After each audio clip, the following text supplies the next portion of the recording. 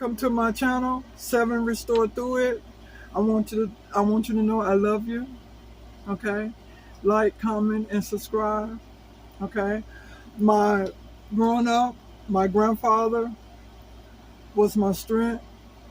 My sister and brothers also was my strength because I had to become a mother at an early age because my mom, she passed away with a massive heart attack, and I had to end up being a mother and father for my sister and brother. And then my grandfather was also in a nursing home. He asked to come stay with me, and that was a real honor because usually you taking care of your people, but he was in a nursing home, and he asked. He said, "Granddaughter, can I come stay with you?" I said, "Sure, granddaddy." And he stayed with me up until the time he got sick, and he had something on the back of his lungs. He served in World War One and World War Two, and and he was really my strength as I was going through being a mother and a father for my brothers and sisters. But when he died, I really spiraled out of control, and my mental health really took a toehold on me. As that began to unfold, I had to end up losing my job of 12 to almost, I would say, I started working when I was 16. But from that time up until, I say I've been working for about 30, about a long, I'm going to just say a long time, okay? But it ended up taking a toehold on me. And I lost it when he died, you know what I'm saying? And he would show me how to make biscuits and dumpling, and how to do the dumpling mix and stuff like that, because he liked the chicken and dumplings, and he would eat oysters, and he was just a nice man, you know what I'm saying? And I remember a while when I was with him before he got sick, but he was with his wife. And when we came down from Flint, Michigan, we ended up, my grandfather, he was like a masonry, like to do bricks and concrete and stuff like that. And I remember my mom and him and me went on a job site where he made a chimney for these people, and that was real nice. I didn't know he could do that, you know what I'm saying? Because I never really went on a job with him, but I guess he was highly recommended because a lot of people would get him to do different jobs and stuff like that. But that was a real honor for me to go on there. That's before he got where he couldn't work anymore. I guess that was his last job or something. But yeah, that was being an honor for him to come live with me and to go work on the job with him. But I really care for my grandfather. I would take him to the VA. Remember, when you go to the VA, you better pack your lunch, dinner, and supper because whew, it's a long day. But I really enjoyed my time with him. You know what I'm saying? We would go out and spend time with each other. And just enjoy each other. Because I was the granddaughter for a long time, and but he was set at the house, and like he liked to watch baseball. You know what I'm saying? And he got me. I got turned on to baseball by watching him with baseball and stuff like that.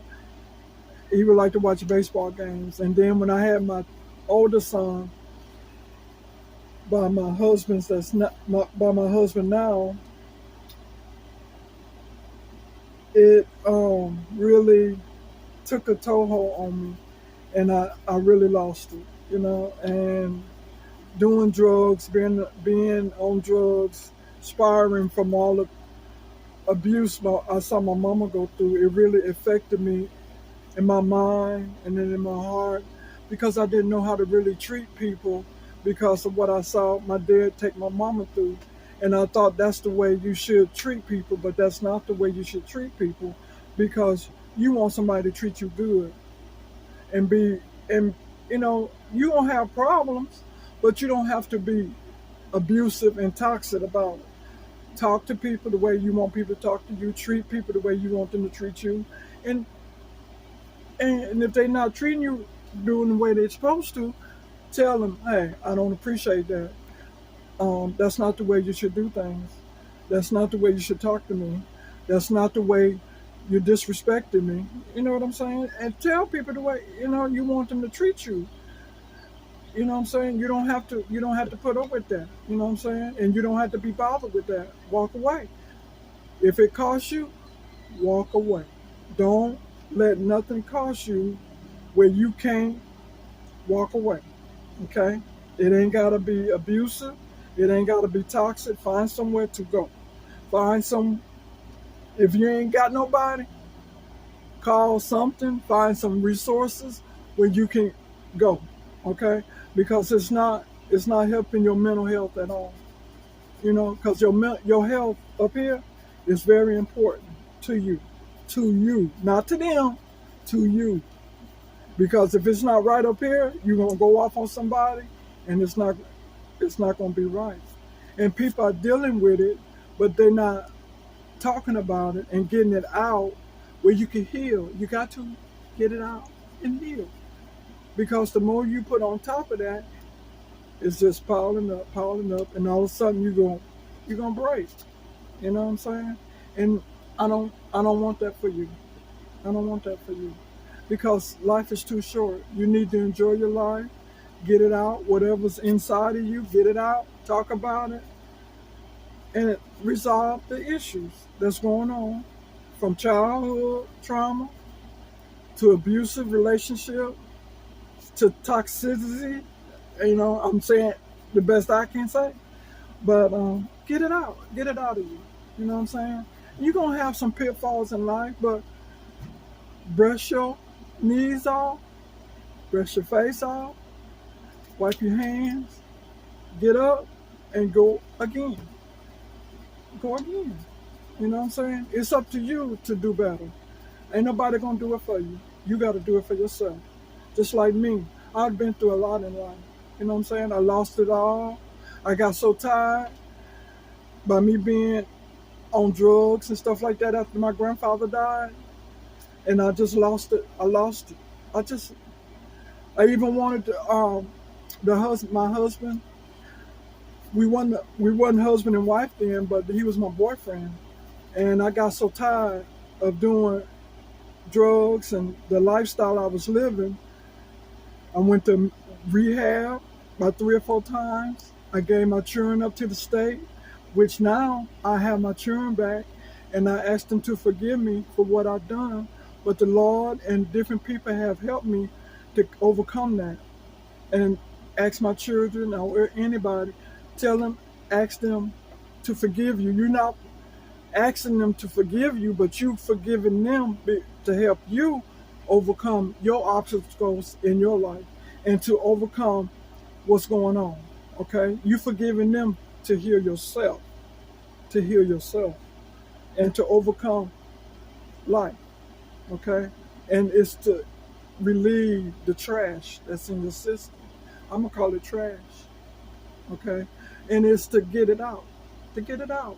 That way you can put some more in, deal with that, take it out, take the trash out, bring some more goodness in, take the trash out. Okay? But I lost it. I went to rehab. I gave my children up to the state when they was babies, and I lost it. But I had to do that for me to get better and to save my children, because I asked God for my children, and He blessed me with my children. I was supposed to be the mother of 7. I had 3 miscarriages, and I had 1 abortion. Okay, and God blessed me with 3 beautiful children, a daughter and 2 sons, and a good husband. And I thank God for all He has blessed me with and taken me through my journey of my life. And God, I want to thank you, because I couldn't have did it without you. You know, I got to take accountability for what I do and how I treat people and how I do things. Okay? And I asked my children, after all that I went through, to forgive me for what I done to them and how I took them through. I even stayed in the house with a hole in the roof, but when you don't know no better and you're going through, you're trying to survive in in an environment that the best you know how. You know what I'm saying? It could have been worse. It could have been worse, but I did the best I could do at that time. And different people have helped me through that journey to go into rehab, go to Lakeview, go to um, recovery, just to get myself together. Even losing my hair, losing my toenails, I lost it. I just lost it. I lost my job of a long time. But hey, God is still good. God is still good to me. You know what I'm saying? After all I've been through. And he brought me through little bit by little bit. Do this way, listen, do it this way. It's gonna be a journey, but you gotta pick up, brush yourself off, and keep going. Life is hard, but you can also make it easy by just doing what you need to do. You know wrong from right. If you don't, let me teach you how to do wrong from right. You know what I'm saying? And sometimes you're gonna be a little freaky deaky. You know what I'm saying? You're gonna do things you ain't got no business. Okay, all right. Live and learn. Live and learn. You know what I'm saying? And some people they do things like that because they brought up where, hey, I never did it like this. I never did this. I never did that. I'm gonna enjoy myself. Okay, you get a little freaky deaky. Okay, come on now. You know what I'm saying? But you gotta pay the piper sometime too. You know what I'm saying? And if you, it might not come then, it might not come in the middle, but it gonna come. It gonna come back to you, good or bad. You know what I'm saying? Just be careful. Be careful. You know what I'm saying? And I want you to know I love you for everything that you doing in your life. Just keep on going. Keep going. And if you did it for me and delivered me and set me free from crack cocaine, drinking, and doing things I ain't got no business, he can help you too. Just just open your heart to him. Just open your heart to him, you know? And ask him, help me through this, Lord. Or whoever you may serve. He can do it. He can do it. You know what I'm saying? And right now, I like my life, you know, and I think back over my life, how my grandfather, my uncle, just life itself, he been good to me. I went through some pitfalls, yeah. I lost it all, yeah. But look at me now. Look at what God has blessed me with now. You know what I'm saying? But you gotta, you gotta crawl sometimes. But when you get up, tell somebody else how you got up. That way you can help somebody because you never know what people are going through out there. Help somebody. If I don't help number one person, help somebody. Encourage somebody because you never know what they're going through. Their life, you know, living, ain't got no food to eat. I remember that time too. Not having food to eat and out there on drugs and stuff like that. I ain't know nothing about hustling, but all I knew was doing drugs and trying to live and trying to survive and trying to function from what I'd have seen, from what I'd have been through. And it hurted me to my core. But that's something I had to see, that's something I had to go through with. And then let me tell you about this. My mama got so mad at my father for him hitting on her and abusing her. One of these forks that you turn meat with, she went up his belly with it. She got fed up. She got fed up. And that's how it be sometimes. You take it out, excuse me, you take it out on the person, but he shouldn't have been abusing her. She got fed up. And I don't blame her for that. You know what I'm saying? But that's something she had to go through with. I don't think he loved her. But you know what she told me too?